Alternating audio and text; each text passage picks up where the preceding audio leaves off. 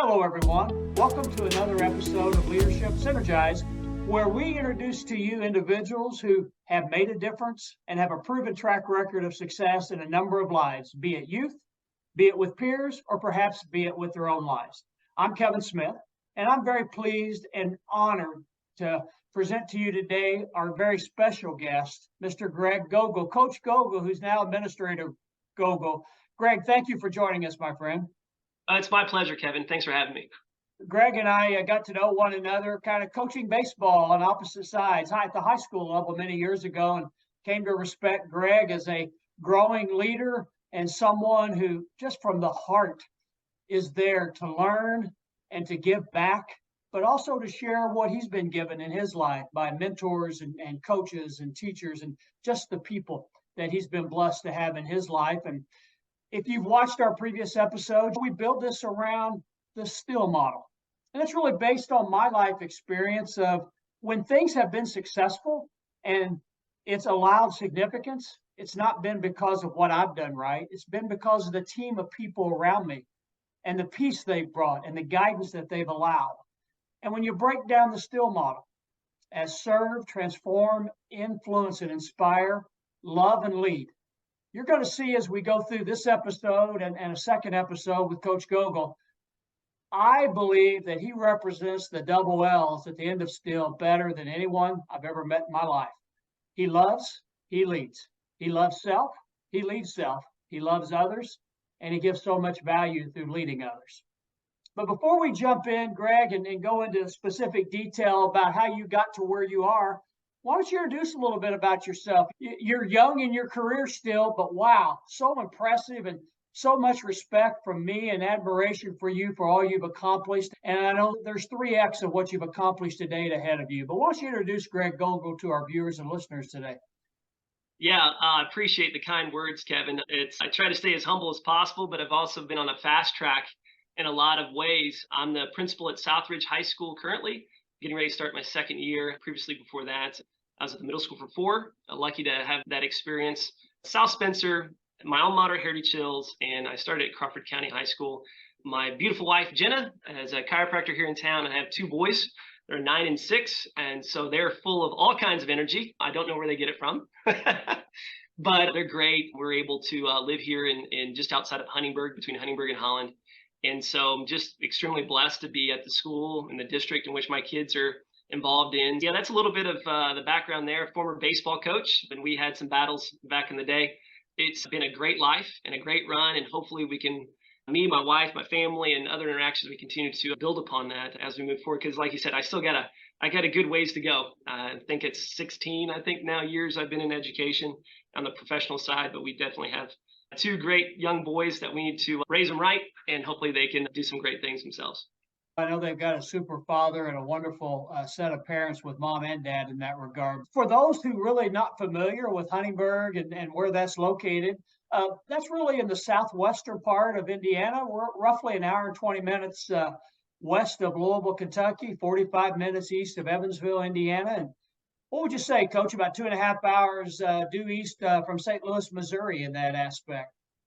Yeah, so 2.5 from St. Louis, 2.5 from Nashville, 2.5 from Indy, 2:45 from Cincinnati, kind of stuck right here in the middle, but I wouldn't trade it for anything. Rural communities like ours are very special. We're fortunate, and we're a very diverse community, but a real hardworking and a kind of a throwback from some traditional aspects of things in terms of hard work, family, community, giving back. It's a really great place to visit if you're passing through.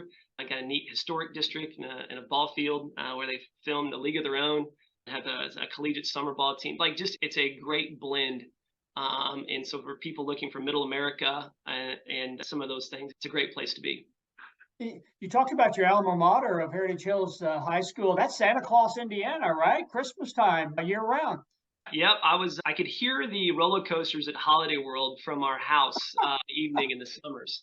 I was about maybe 1.5 miles from the park entrance if you go geographically and not road based, but a little small town called Mariah Hill is what I called home, but I was as close to Santa Claus as I was Mariah Hill. But yeah, and it was a great community and a great school, great experiences with educators and coaches and, our small communities are just great people. Coach, you talked a bit. You played baseball and some other sports in high school as well, correct?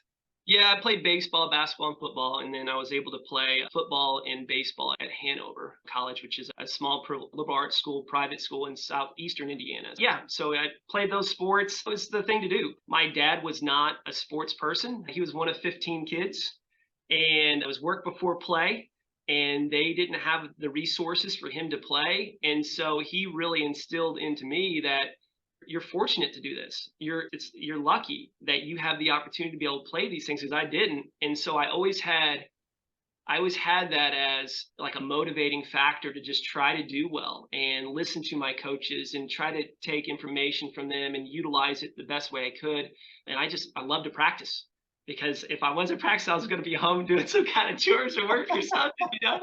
So the opportunity to play sport or to go to school even. I loved school. It was just so many people giving. It's all about, even in sports and in education, just felt like everybody was giving me stuff, giving me information, experiences, commitment of time for not much for me, just effort. I just was always very appreciative, and I hoped that I was going to be able to do that someday for kids and for my family or for my community. Because man, oh man, like I just felt like I was just always giving or receiving. And yeah, hopefully that was one of my things as I moved into this career path, that hopefully I could give what I've received over that time. You were very kind in your introduction, aligning that our baseball games on the field, your team, my team, being battles. I don't think our team ever defeated your team. So you can say that from an undefeated perspective, at least with this individual and the teams that he had a chance to be a part of. Yeah, we were our kids worked hard. Our kids worked hard. They bought into the things we were trying to do. And I think a lot of that, it's about the situation you're put in. Because the team that I started with coming in as a 22-year-old, and I think that first year, every coach almost, probably not you, Kevin, but they would skip me and go to my assistant coaches because they looked so much older. And the majority of my team looked older than me. So I remember that first year being in the conference and the games were playing. Everybody just, hey, where's your head coach? They'd shake my assistant coach's hand and they'd just go, that's him right there. And then we played good ball. And that was not the standard for them prior to. But I think with them buying in and just working hard, then we started having success. And this guy may know what he's talking about, although he looks younger than us. He might know what he's talking about. And just had a lot of fun. And it's how you perceive the circumstances in which you're in and how you attack them, because it was the best experience of my life. I learned more from my first teaching and coaching job than I can't possibly imagine it being any better anywhere else. And so I will always be indebted to my first job, and both coaching and as a teacher, because I learned so much about kids, about people, and everything. Coach, you've reviewed the fast track that you've been on: classroom coaching, athletic director, middle school principal, high school principal, and who knows where from this point. I know there's much more positive ahead. What have you learned when you've made those transitions in your roles? What are some best practices or lessons that maybe you could share with our viewers and listeners? I'll say this, each one of those moves, whether it be from Crawford County to the alma mater to South Spencer into admin, AD to over here to Southridge, all of those were really difficult decisions because of the relationships that I had created at each one of those spots.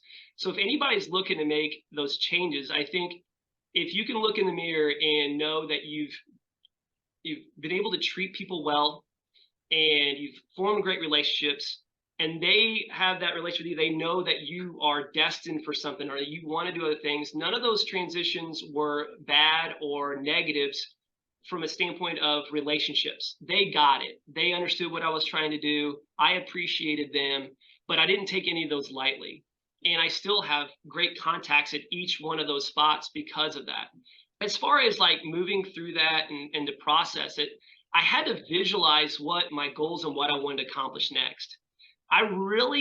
If you would have talked to me 6 years ago, whenever I was getting my admin license, it was more or less predicated on, I had to make a decision in regards to my teaching career, because I was teaching dual credit at the time, both at Crawford and at Heritage Hills. And the Higher Learning Commission changed the standards in which you had to have to teach dual credit. So I had to make a decision. I was like a 20 9-year-old crisis. Do I go get my master's in political science? Because my major in undergrad was political science, not education.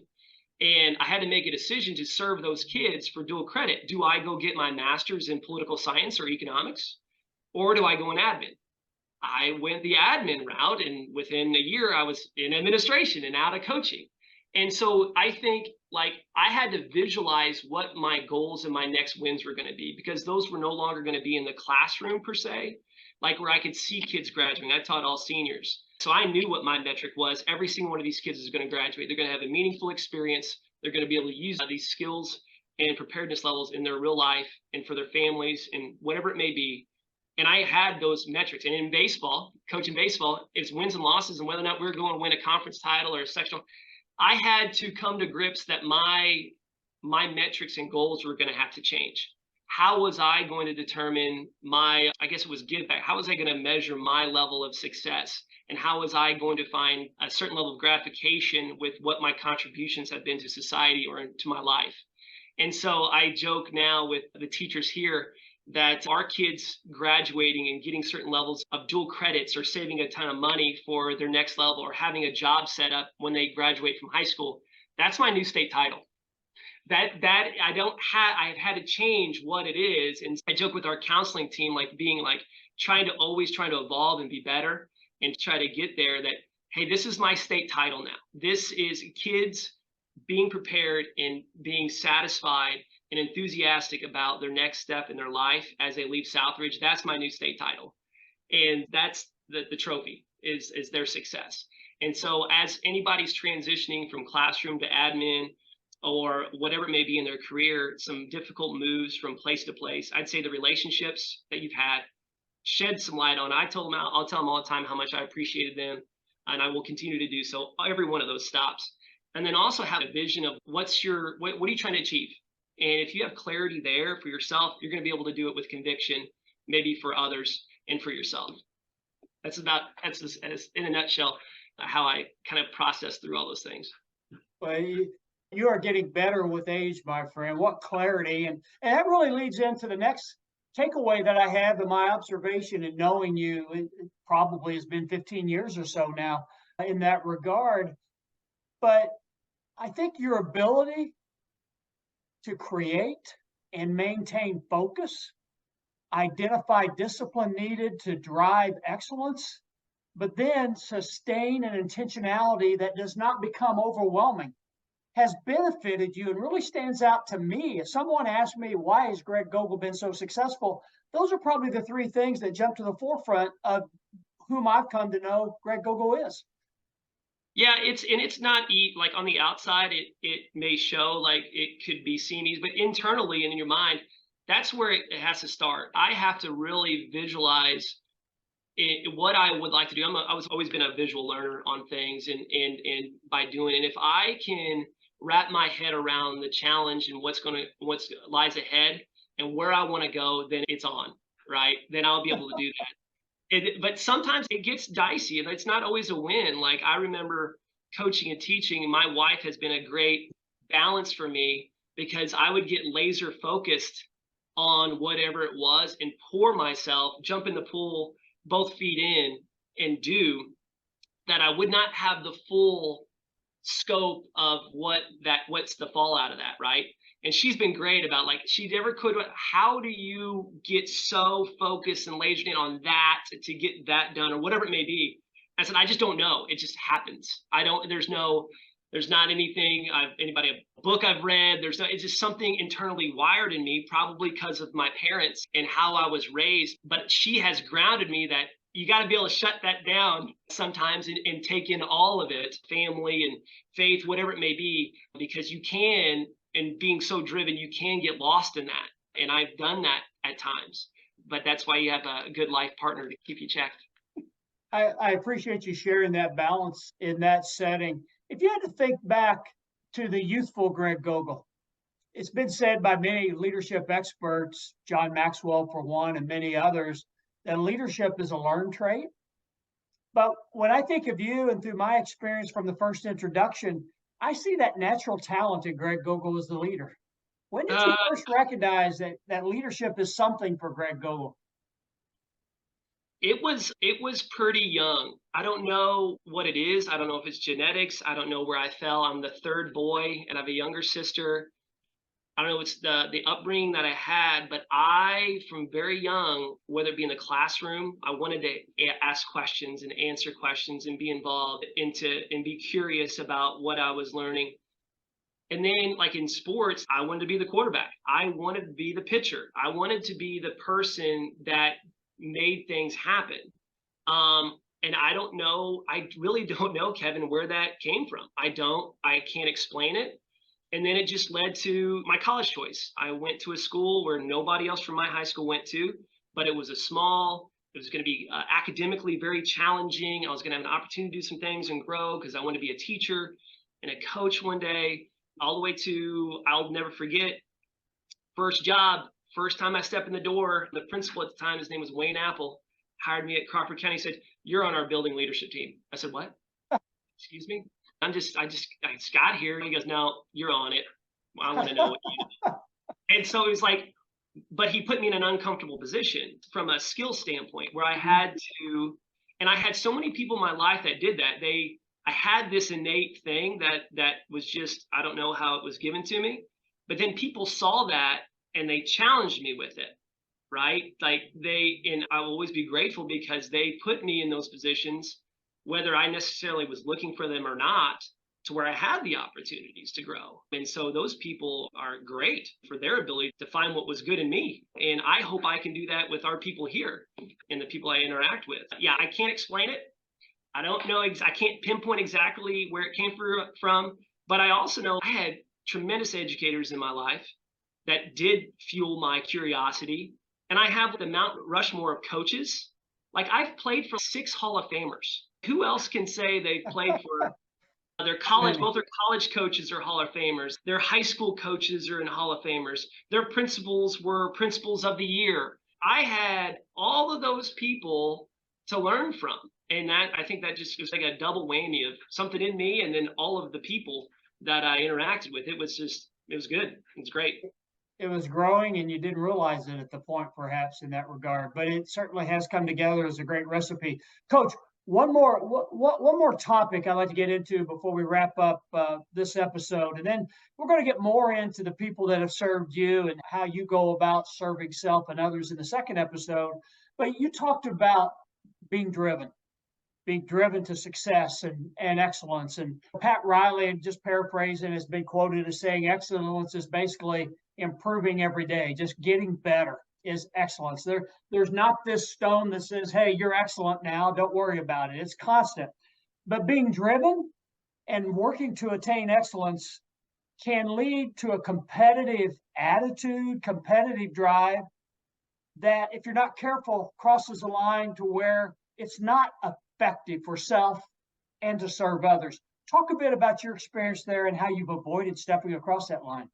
I think I've maybe have crossed that line. Anybody that's like that will. And I think that's where and I'll say it because maturity it can be hit at different ages. And I think that's where I've gotten a little better as I've gotten older, because everything was about being competitive and trying to be the best. Try to be the best. I've learned over time that you can achieve that in different ways. So, like, I was always trying to have the answers or trying to be cutting edge and trying to do all these different things to try to be constant improvement. And I didn't really step away and smell the roses at all. It was just always, what's next? What's next? What's next? I'm trying to do a better job of being continually, like, trying to be better, but also being appreciative of where I'm at and to share with others, right? I felt like early on in my career, I had all these secrets and I didn't want to tell anybody because that gave me the edge. I got more out of, as I've gotten older, giving those items or tidbits, whether it can help them or not, I don't know. But I feel more at ease with myself when I'm able to share and give those tidbits. And it allows my mental state to not be in such a hyperdrive all the time. Sharing those things with other people has allowed me to have a more of an inner peace with that drive, if that makes sense. No, it makes perfect sense. And certainly Looking back on my career, I would say you were on a path to great success and significance. But I can look back and I was never one, coach, regardless of the level of leadership or role I had. I never sought a pat on the back or a job well done. We reached a point to where something was completed. Let's just get on to the next one. I never stopped to celebrate. And I regret that now because for me, it led to overthinking. It led to at times feeling inferior, so to speak. I really believe that because there was no taking a breath at that point in time. It was like if you're not working on something that's going to accomplish an end and a means to an end, then you're not bringing any value. I regret that. Yeah, and it was I put it into, if I wasn't doing that, I wasn't efficient. I Yeah. wasn't efficient with time. I wasn't efficient with what resource I had. I need to go. And I didn't get it at the time, but I had a great professor at Hanover. He said to have balance between your work and striving to be great and to try to be present and be at home and do those things there and be good with the other facets of your life. When you walk out those doors, you gotta be able to shut it down. You gotta be able to shut it down. And I, at the time, like, shut it down, man. At the time, my wife was in grad school. I was going all the time. I'm just constantly, there'd be my classroom, my curriculum. I was engaging kids to coaching, to whatever it was a full throttle. It wasn't until later that I'm like, yeah, the balance part's important. I need to celebrate. I need to be able to walk away. I need to have other avenues that bring me joy other than just winning the day. I love that. And you really bring to a point that I've learned as well. I used to see work-life balance as something that was perfectly level, having the equal weight on the teeter-totter where no one was at a disadvantage. But balance is simply being present with those you're involved with at the time. It doesn't necessarily mean work isn't going to get 80% of your time in a given day or week, or the family's not going to get that. But it's being able, as you just said, to be able to effectively be present and connected with those that God's put around you. Yeah. And I am not by any means perfect there yet. But I know that I have to hold that. I know I need to hold that close to my vest because I can lose track of it. I really can. And so if I recognize that's one of I would say it's a fault, maybe moving too fast or too many areas, then I will forget to listen. I'll forget to truly listen and respond. And also be creative in that realm. What experiences can we have in a great time here with family, friends, whatever it may be? All of the energy I'm taking is to solve these problems. How about using some of that over here to have a meaningful experience? And so knowing that that is an area that I can struggle with, that allows me to not get too out of kilter or too off balance. I think an understanding of that, of where I've made mistakes, allows me to have make better decisions, as my wife would probably say. Wow, Coach, what great advice and words of wisdom and gold and even platinum nuggets.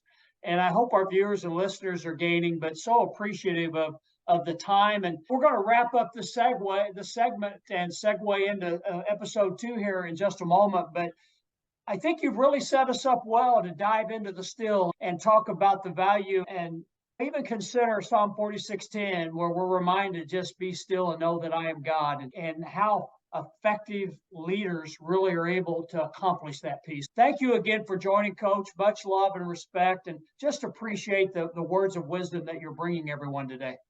Right back at you, Kevin. Thank you so much for having me. Hopefully people are able to get a few things out of this. And yeah, I just appreciate everything.